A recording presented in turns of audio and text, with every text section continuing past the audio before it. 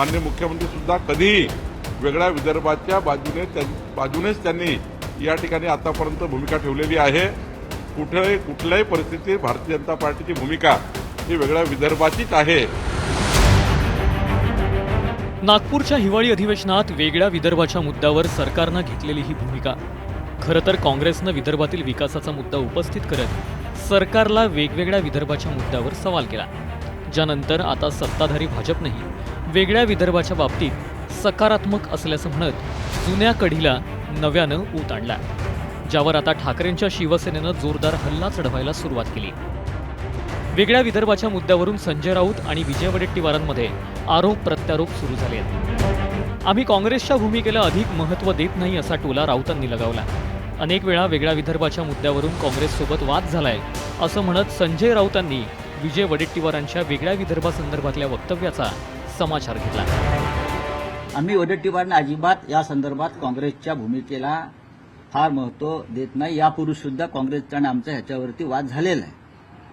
महाराष्ट्र अखंड एकसंघ राहावा या संदर्भात काँग्रेसमधल्या वरिष्ठ नेत्यांचं सहमती आहे। मात्र त्याच वरिष्ठांमध्ये आपण जाऊ दिल्लीमध्ये काही होत नाही। काँग्रेसने किती आपटले तरी वेगळा विदर्भ होणार नाही, हे त्यांचं राजकारण आहे।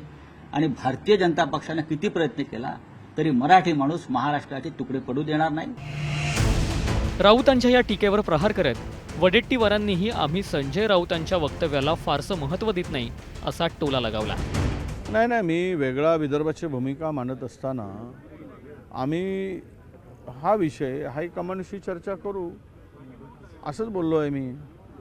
आता संजय राऊत कोणाला महत्त्व देत नाही तो त्यांचा प्रश्न आहे।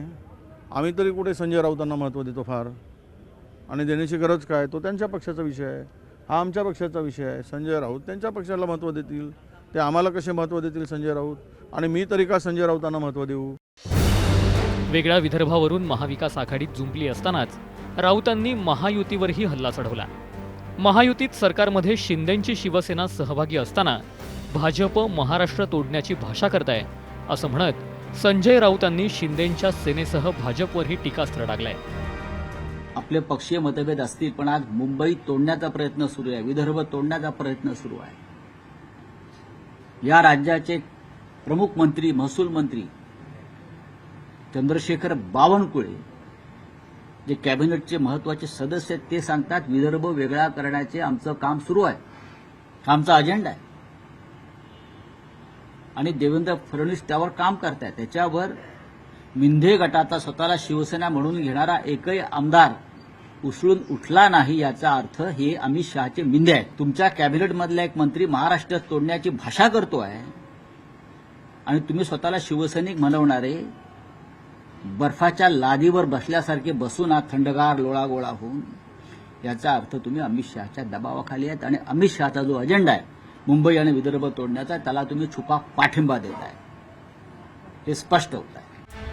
वेगळ्या विदर्भाच्या मुद्द्यावरून ठाकरेंनी टीकेची झोड उठवलेली असतानाच मुख्यमंत्र्यांनी मात्र यावर बोलणं टाळलंय। वेगळ्या विदर्भाची भूमिका मांडली, त्यावर संजय राऊतांनी म्हटलं की काँग्रेसने किती आपटली तरी वेगळा विदर्भ होऊ देणार नाही। मला काय वाटतं की हे जे काही या ठिकाणी हे काय बोलतात ते काय बोलतात, याच्यावर उत्तर देण्याकरता मुख्यमंत्री आहे का? एवढंच कामधंदे राहिले का मुख्यमंत्र्याला?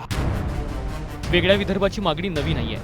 1953 मध्ये झालेल्या नागपूर करारानंतर भाषावार प्रांतरचनेनुसार विदर्भ संयुक्त महाराष्ट्रात आला, पण 1953 मध्ये करार झाल्यापासूनच वेगळ्या विदर्भाची मागणी ही सुरू झाली। जवळपास 75 वर्षांचा इतिहास या मागणीला आहे। याच मागणीला हवा देत राज्यात अनेक सरकारं आली।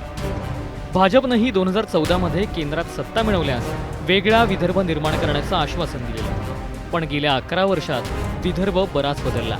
विदर्भाचा विकास झपाट्यानं होतोय, त्यामुळे वेगळ्या विदर्भाची मागणी करणारी आंदोलनंही शांत झाली। त्यामुळं आता वेगळ्या विदर्भाची मागणी ही केवळ राजकीय आहे। त्यामुळे वेगळ्या विदर्भाचा या राजकारणात आरोप प्रत्यारोपांच्या पुढे काही घडतं का हे पाहणं महत्त्वाचं ठरणार आहे। शरद जाधव, न्यूज 18 लोकमत, मुंबई।